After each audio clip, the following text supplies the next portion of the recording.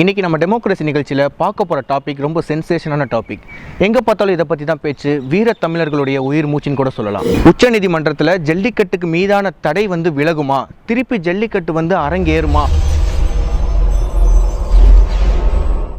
ஜல்லிக்கட்டு ஒரு பாரம்பரிய வீர விளையாட்டு. அது மட்டும் இல்லாமல் சங்ககால இலக்கியத்திலலாம் அதை பற்றி குறிப்பு இருக்குது. அதை 2014 பேன் பண்ணியிருக்காங்க. ஸோ இதை பற்றி உங்கள் கருத்து என்ன? ஜல்லிக்கட்டுங்கிற ஒரு விஷயத்துக்காக தான் இந்த மாட்டுங்களை வளர்க்குறோம். நீங்கள் அடிமாட்டுக்கு போகுது, அடிமாட்டுக்கு போய் மாடு சுத்தமாக செத்தே போயிடுது. அந்த மாடு அதை கேட்கறதுக்கு ஒருத்தனுக்கும் அருகதே இல்லை. ஊர் நாட்டில் அது ஒரு விளையாட்டு போல தான், அது ஒரு போட்டி.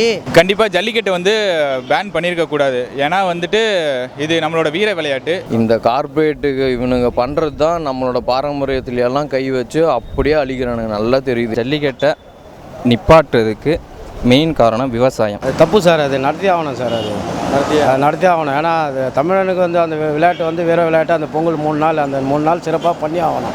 இது ஆக்சுவலாக அது நடந்ததால் மாடுலாம் நல்லா வளர்ப்பாங்க. இதுக்கோசம் அது நல்லா மாடு அழிஞ்சு போய்டும். அந்த அப்புறம் பால் கிடைக்கிறது போய்டும். அப்புறம் நம்ம பால் கிடைக்கிறது நம்ம திருப்பி எம்என்சியில் போய் நிற்க வேண்டியது இருக்கும். சும்மா அவன் மாடை துன்புறுத்துறோங்கிறதுக்காக சும்மா இது என் தமிழங்களோட பாரம்பரியத்தை சுத்தமாக அழிக்கணும்.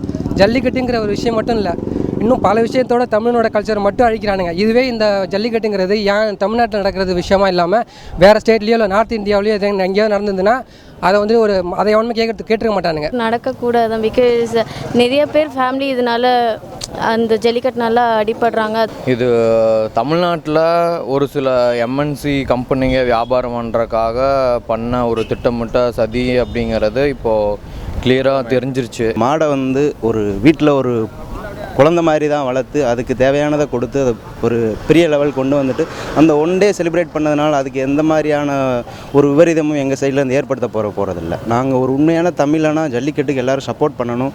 ஏன்னா எத்தனையோ மாடுகள் தவறான முறையில் கேரளாங்களுக்கோ மற்ற இடத்துலையும் கொல்லப்படுது.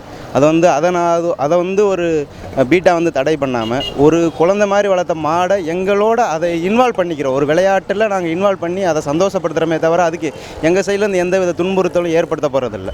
ஸோ இந்த மாதிரி ஒரு விளையாட்டை தடை பண்ணுறது ஒரு உண்மையான தமிழர்களுக்கு ஏற்படுத்துகிற ஒரு கொடூரம் தான். இதை நான் என்னோட பாயிண்ட் ஆஃப் வியூலேருந்து நான் சொல்ல முடியும். ஒரு ப்ரிகாஷன் வச்சு நடத்தலாமா இல்லை எப்படி? ப்ரிகாஷன் இருந்தாலும் லைஃப் லாஸ்ன்றது சம்டைம்ஸ் நடக்குதுல்ல. அப்போ அந்த லைஃப் லாஸ் இல்லாமல் நடக்கிறதுல ஓகே, பட் லைஃப் லாஸ்ன்னு வரும்போது வேணாம் அப்படின்றது தான். உடனே எந்த ஒரு அசபாத விருது நடந்தாலும் உடனே பக்கத்தில் ஆம்புலன்ஸ்லாம் இருந்து சேஃப்டி கேர் எல்லாமே இருக்கணும். ஆனால் நடக்கணும். ஜல்லிக்கட்டுன்றது முக்கியமான இதுதான். நம்ம தமிழோட பாரம்பரிய விளையாட்டு, நம்ம வீரத்தை குறிக்கிறது. இது ஒரு அவங்க தெரியாமல் விளாண்டுட்டாங்க நம்மக்கிட்ட. இதுக்கு மேலே எல்லாம் பேன் பண்ண முடியாது. நாட்டு மாடு கேள்விப்பட்டிருக்கீங்களா? பட்டிருக்கேன். எங்கள் வீட்டிலே இருக்கு. வீட்டிலே வளர்த்துருக்கேன். இப்போ இல்லை, ஆனால் முன்னாடி வளர்த்திட்டு இருந்தோம். ஆனால் இப்போ சொன்ன மாதிரி இப்போ விவசாயத்துக்கு எல்லாருமே டிராக்டர் யூஸ் பண்ணுறாங்க, எல்லாமே மெஷின்ஸ் வந்துருச்சு. ஸோ அதனால் நாட்டு மாடு யூஸ் பண்ணுற இது எல்லாம் கம்மியாயிடுச்சு. அந்த மாட்டை தடை பண்ணிட்டா ஜெர்சி உள்ளே வரும். ஜெர்சி உள்ளே வந்தால் அந்த மற்ற ஃபாரின் மாட்ஸ்லாம் உள்ளே வந்து தான் நீங்கள் அந்த மாடு பாலை குடித்தா சுகர் அந்த மாதிரி நோய் வருது. நீங்கள் நாட்டு மாடு வளர்த்து நாட்டு மாடை பாலை குடிச்சிட்டு இருந்தீங்கன்னா அது பாரம்பரியமான உணவு. நாட்டு மாடுங்களை அழிக்கணுங்கிறத அவங்க மெயின் குறிக்கோள். நாட்டு மாடுங்களை அழிச்சிட்டு ஜெர்சி பால்னு சொல்லிட்டு அமெரிக்கன் பாலை வாங்கி குடிக்கணும். அதில் நான் சுகர் சாகணும்.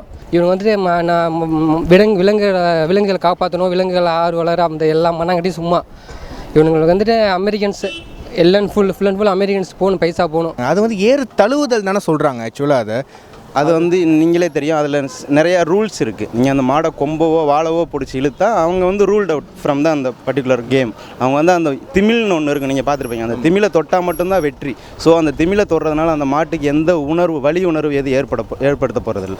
ஸோ இது அந்த மாட்டுக்கு ஒரு சின்ன பெயின் கூட ஏற்படுத்தாது. ஈவன் அங்கே விளையாடுறவங்க அந்த அவங்க உயிரை பணைய வச்சு தான் விளையாடுறாங்க. ஒரு சின்ன காயங்கள், நிறைய பேர் இறந்துருக்காங்க. ஸோ அப்படி இறந்தும் எங்கள் உயிருக்கு அச்சுறுத்தல் இருக்குன்னு தெரிஞ்சுமே நாங்கள் அதை தழுவுறோன்னா அது அதுக்கு எவ்வளோ நாங்கள் இம்பார்ட்டன்ஸ் கொடுக்குறோன்னு உங்களுக்கே தெரியும். 2017 பொங்கல் ஜல்லிக்கட்டோட இருந்தால் நல்லா இருக்குமா?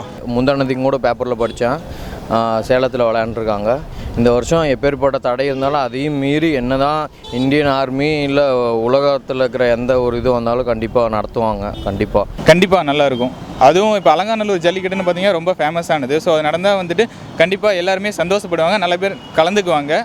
ஸோ அது மூலிமா அது ஃபேமஸ் ஆகும். கண்டிப்பாக நடக்கும். நாங்கள் எதிர்பார்த்துட்ருக்கோம். கண்டிப்பாக போவோம். ஜல்லிக்கட்டுக்கு மதுரைக்கு போவோம். கண்டிப்பாக நேரில் பார்ப்பேன். அலங்காநல்லூர் போவீங்க? கண்டிப்பாக போவோம். வெயிட் பண்ணிட்டுருக்கோம்.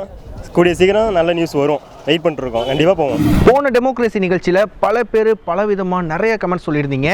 அதில் ஃபருக் அப்துல்லா அவர்கள் cashless India is right or wrong கேளுங்க ப்ரோ அப்படின்னு கேட்டிருக்காங்க. கண்டிப்பாக அடுத்த வீடியோவில் கேட்குறோம் ப்ரோ. அதைத் தொடர்ந்து கௌதம் மெக் அவர்கள் ரீஎலெக்ஷன் இஸ் மஸ்ட் அப்படின்னு போட்டிருக்காப்புல. ஸோ ஓகே, இதே மாதிரி அடுத்து என்னென்ன வீடியோ இந்த டெமோக்ரஸி நிகழ்ச்சியில் பண்ணலாம் அப்படின்றத கீழே கமெண்ட்டில் சொல்லுங்கள். மறக்காமல் இந்த வீடியோவை லைக் பண்ணுங்கள், ஷேர் பண்ணுங்கள், குறிப்பாக பிஹைண்ட் ரூட்ஸ் டிவிக்கு சப்ஸ்கிரைப் பண்ணுங்கள்.